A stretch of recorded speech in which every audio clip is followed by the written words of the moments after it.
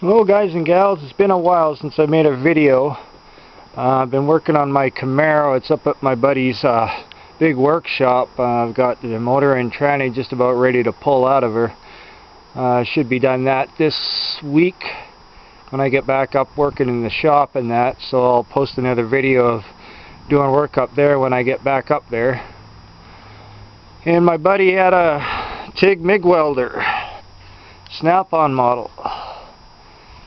It's a YA205 MIG and TIG, so it needed a big time cleanup and everything, and he had some new parts for it, new liner and welding tips and stuff like that for it.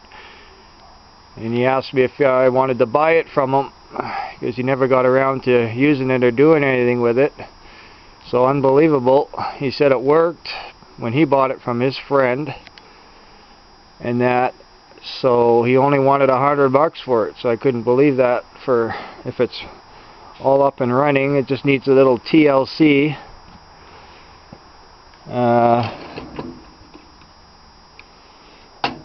It was major dirty, and I painted her all up, just kind of sanded it down. It was all a mess pretty much, so I painted all the red again on her and all the lower frame and where the gas bottle goes and stuff like that, cleaning her up.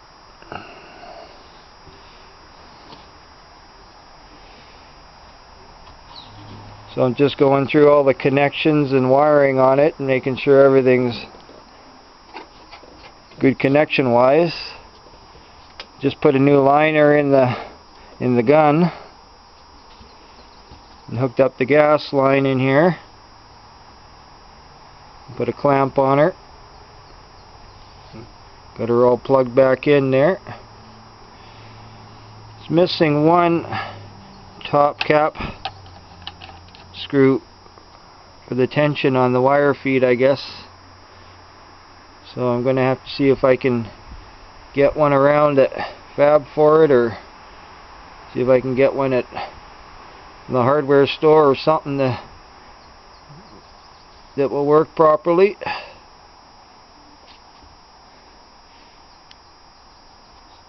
So I just got to get some wire for her.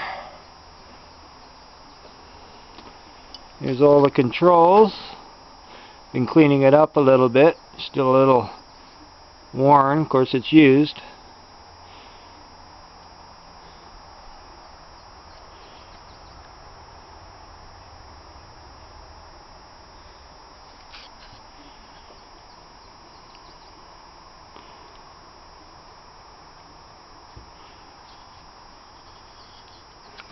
And here's the chart inside the door.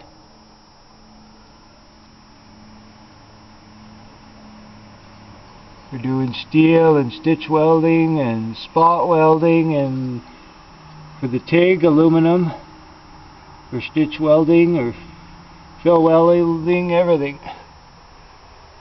Never used a TIG before, so it's going to take a little bit of practice.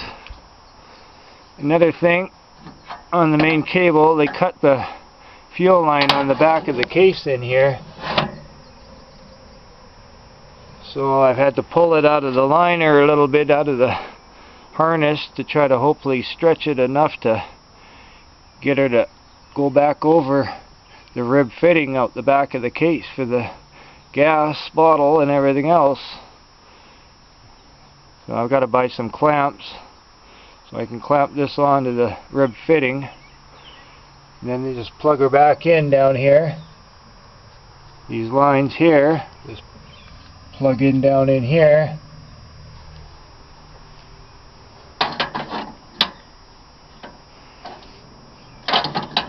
It runs on a 50 amp plug, so I'm going to plug it into my dryer outlet because it's 50 amp.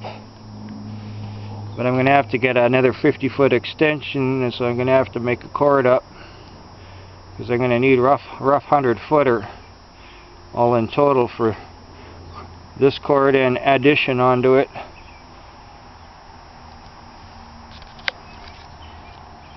So there's a little bit more money making up another extension that can handle the power rating for it.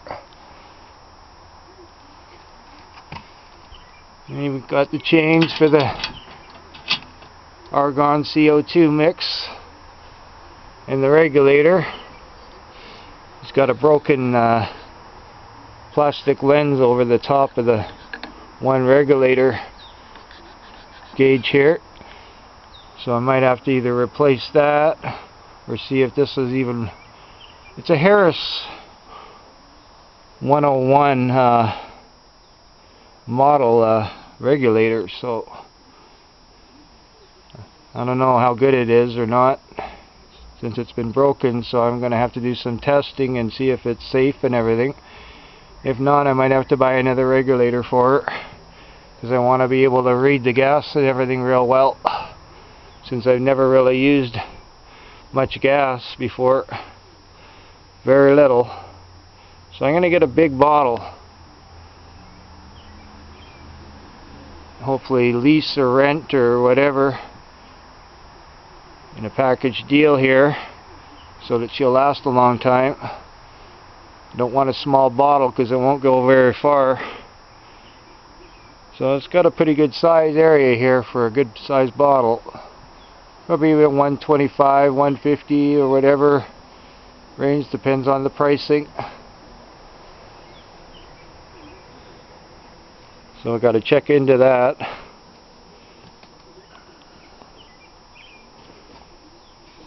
Of course it runs all the different size wire for MIG and all of that stuff. You know, runs 24 gauge, 24 wire up to 35. And the aluminum goes up to 18 gauge continuous, and they're saying to use 100% argon for aluminum.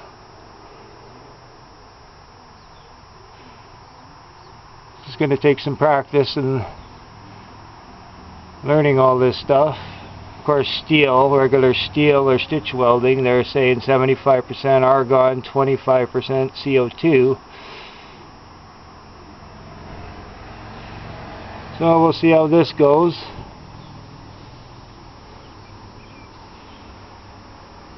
It's a whole new learning curve for me. TIG welding, I've done MIG welding for years, but not TIG welding yet, so another procedure to learn.